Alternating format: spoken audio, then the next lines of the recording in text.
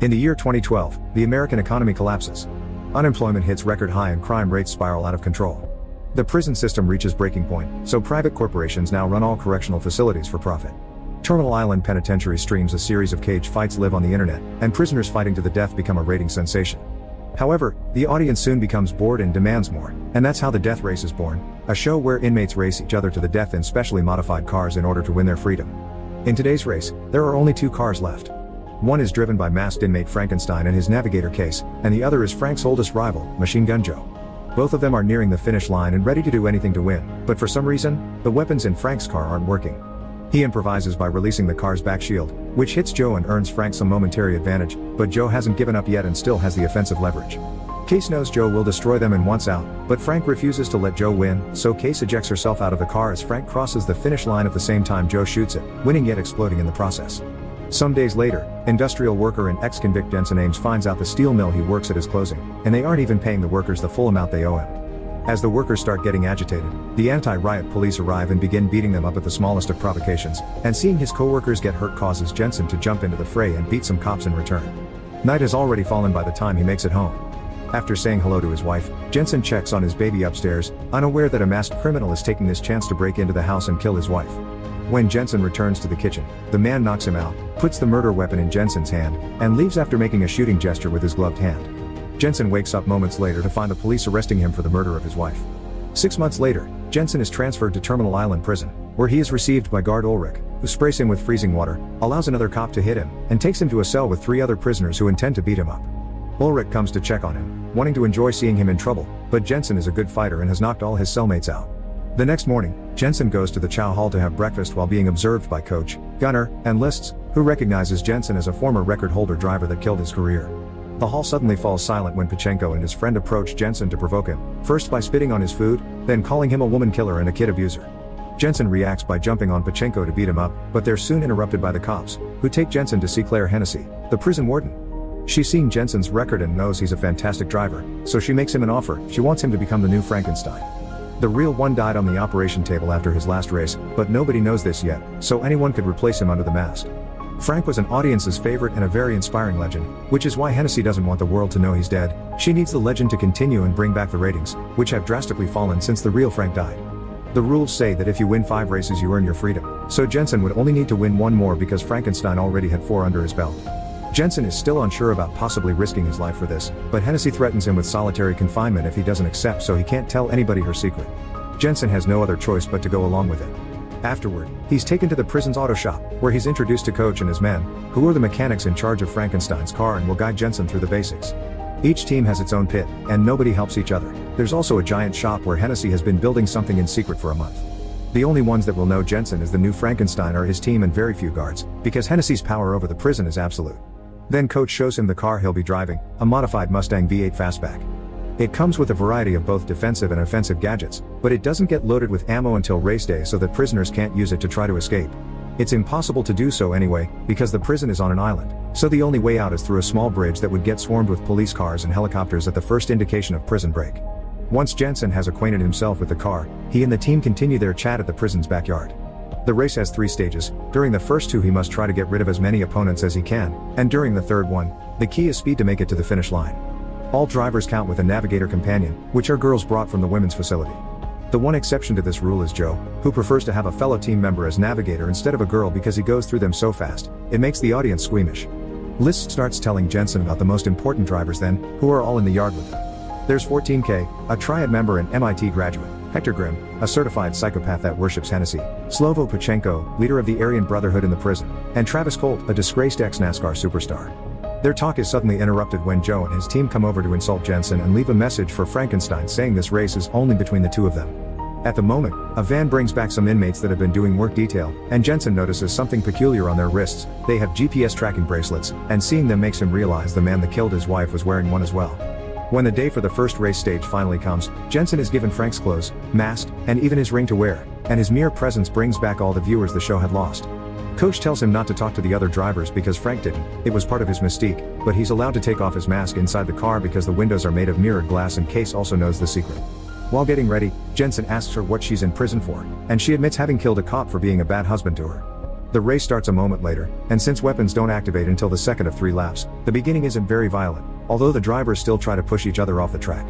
Thanks to Case's knowledge of the area, it's easy for Jensen to go head-to-head with Joe at the very front, managing to pass him into first place when Case points out a shortcut he can take. It's then that Hennessy turns on the shield and weapons, which are manholes on the ground that a driver needs to go over with all 4 wheels to activate their car gadgets. Soon there is open fire on the track, and when Hennessy activates the death heads too, Grim kills a minor driver by pushing his car against it. He also causes Joe to fall behind after shooting oil at his car, but he loses the race when 14K pushes him off track with a missile and Joe runs him over. Meanwhile, Jensen manages to activate the weapons, but the machine gun gets stuck, so Case gets on the hood of the car to fix it, causing the others to concentrate their bullets on her. Jensen's skills allow him to dodge them all though, and Case returns safely to the passenger seat afterward. Jensen steals a defense manhole from Colt, but as it happened to Frank, none of his defense systems will work, and the rear shield won't survive much longer. Luckily, Jensen thinks of a plan on the spot. He makes Case unhook the napalm and sit on his lap, so he can launch her chair with the napalm on it. It's Colt's car that gets hit, and now that it's covered with napalm, Case throws the car's lighter at it, lighting it on fire and getting him off the race. With Colt gone, Jensen goes head-to-head with Joe again, but he is suddenly distracted by Pachenko, who makes the same hand gesture the man that killed his wife made at him before leaving. Joe takes advantage of this and pushes Jensen's car back, causing him to come last while Pachenko gets first place. 3 drivers are dead, and 6 remain for the second stage. After the race, Coach and his men check the car and notice the gadgets are working properly, so it doesn't explain why they wouldn't activate when they had to. Jensen goes to see Hennessy to tell her he won't race anymore because he knows Pachenko killed his wife and all this has been a setup to frame him so she could get a new driver to replace Frankenstein. She doesn't admit to it, but she does show him a picture of his daughter in the foster home she's gone to, reminding Jensen that he should play along if he wants to see his daughter again. Not being able to do anything about it, Jensen goes back to the yard, where he chats with Coach and asks him why he doesn't wear a number. Coach explains he is technically not a prisoner anymore. He qualified for parole 3 years ago, but he couldn't bring himself to cross the gate. The world had changed too much, and he preferred the familiarity of the races. He also doesn't believe Jensen killed his wife. Later in the evening, while working on the car, Jensen sees Pachenko passing by and decides to follow him to his pit, where he gets captured by Pachenko's team. He punches Jensen a couple of times before grabbing a heavy tool to smash his head, not caring if he has Hennessy's protection, but he's stopped by Lists, who stabs him on his back with a pen. Jensen takes advantage of the distraction to grab a metal shard from the ground and stab his captor, then he knocks him and his friend out before going after Pachenko. He punches him, throws him around, and hits him with various boxes until Pachenko admits Hennessy made him kill his wife and Ulrich was the one to take him there. When Jensen gets ready to kill him in revenge, Ulrich shows up with another guard and stops the fight. The next day, right before the second stage of the race begins, Pachenko teases Jensen by making the same hand gesture at him. However, Jensen doesn't fall for the provocation. In fact, he starts driving slowly on purpose and takes a tunnel so he can talk to Case in private.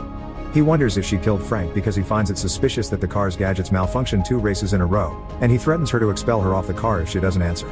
Case admits having sabotaged Frank's rear weapons because Hennessy would reward her with her freedom. The goal was never to kill Frank though, that was an accident caused by him still trying to win with no weapons. Hennessy's goal was to make him lose to keep him in prison, racing for the public. Now that he has his answer, Jensen speeds up and easily slides back into the race, ignoring Joe for now. His objective this time is Pachenko. After the two of them unsuccessfully try to push each other off the track, Jensen drives ahead and takes the weapons manhole instead of defense. This confuses everyone because the weapons are at the front of the car, so Jensen surprises them by suddenly turning the car around and opening fire on Pachenko while driving backward. After he's damaged the other car enough, he turns around again and hits the smoke, causing Pachenko to crash against a concrete barrier. Then Jensen stops his car and gets out to approach Pachenko and break his neck as revenge for his killing his wife.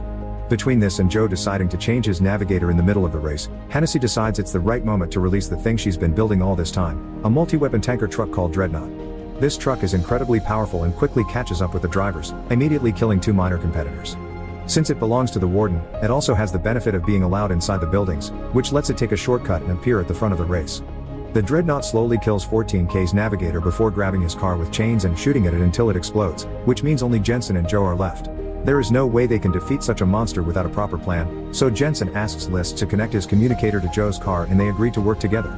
They flank the truck with their cars, doing their best to dodge any incoming attacks, and when a trap manhole appears in front of them, each of them hits it with 2 wheels, getting the 4 needed to activate it. This causes the tap to come up and the truck to crash against it. Now the second stage of the race is over, and Jensen and Joe will be the only drivers making it to the third. Later in the evening, Joe comes over to Jensen's pit to point out his voice suspiciously sounds a lot like Frank's, but he doesn't push for answers. Meanwhile, Ulrich and Hennessy decide that they need to kill Jensen since the Frankenstein mask can still be worn by someone else in the future. The following day, before the race starts, Ulrich puts a bomb under Jensen's car while Hennessy distracts everyone with a speech about racing being their life's purpose. When she mentions this may be the first time someone may win their freedom with a fifth victory, Jensen realizes that they always rig the races to eliminate anyone that could possibly win for the fifth time, and that's why nobody has ever achieved it before, which means he won't be allowed to win today either. Coach hears this conclusion and, once they're allowed to go back to the auto shop, decides to show Jensen a very important detail on a video of Grimm's death. This gives him an idea for a plan, and he asks Liz to add a half-gallon reserve tank to his car before going to Joe's pit to ask him to collaborate with him again. While Jensen is changing into Frank's clothes, Hennessy visits him to give him his release papers and to make him a new offer. If he wins, she wants him to stay in prison and continue to be Frankenstein because the track is where it belongs. She claims he isn't daddy material and an ex-con couldn't give his daughter a good life, so choosing to stay would be an incredible unselfish act of love. Jensen goes to join the race without giving her an answer yet, but he does put away the release papers in his pocket. When he gets in his car, Case admits Hennessy also spoke to her and asked her to stop Jensen if he was about to win, but he doesn't worry about it. As soon as the race begins, Ulrich starts controlling the manhole so they only activate when Joe goes over them. He opens fire at Jensen as soon as he is able to, damaging his back shield so much that Jensen decides to drop it. However, Joe easily dodges it, having already learned the trick from when Frank did the same. Hennessy activates a defense manhole for Jensen to take in order to keep the viewers interested, but Joe launches a rocket at it, destroying it. He has more rockets to go and he launches them all at Jensen, who dodges them and lets them hit a wall. This wall was the one behind Grimm when he died, and it's already weakened because of that old explosion. So today Jensen and Joe have been calculating their attacks for them to land on the weak spot, and now the rockets hit it for a final blow that opens a hole and allows them to escape the prison. Furious, Hennessy ends the stream and sends all available cops after them before pressing the bomb detonator, but nothing happens. Coach and his men had already removed the bomb from the car and deactivated it. Joe and Jensen make it to the bridge, but the police cars are getting closer, so it's time to pull the next part of his plan. Jensen releases that extra half-gallon reserve tank, which hits the cars behind them, causing an explosion and a wall of fire that prevents any other cars from chasing them. Both convicts manage to cross the bridge gates and take two different roads so that all the helicopters only follow Jensen, who is the most important of the two. As Joe drives away, Case agrees to help Jensen with the last part of his plan because she owes it to Frank and Hennessy has already given her the release papers, so they'll be obliged to let her go. When they are passing by some construction cranes, Jensen jumps off the car under their shadows and hides in there while Case takes his place at the wheel. She only gets to drive a couple of miles more before the helicopters stop her with a wall of fire, but when she comes out of the car with her hands up, she's wearing Frank's clothes and mask. Since most people don't know about the identity exchange, the cops arrest her and take her back to the prison, allowing Jensen to escape and meet with Joe so they can board a freight train together. Back in the prison offices, Ulrich says the ratings are off the charts and congratulating gifts are already arriving. Hennessy opens the gift box he's brought and finds the bomb Ulrich had put under Jensen's car, which then explodes, killing them both. Outside in the track, Coach can be seen having pressed the detonator. 6 months later, Joe and Jensen have made a new life in Santa Rosalia, Mexico. They work together as mechanics in their own auto shop, and Jensen has regained custody of his daughter. Case visits them too after her release papers finally get processed, bringing with her a racing car for them to check out.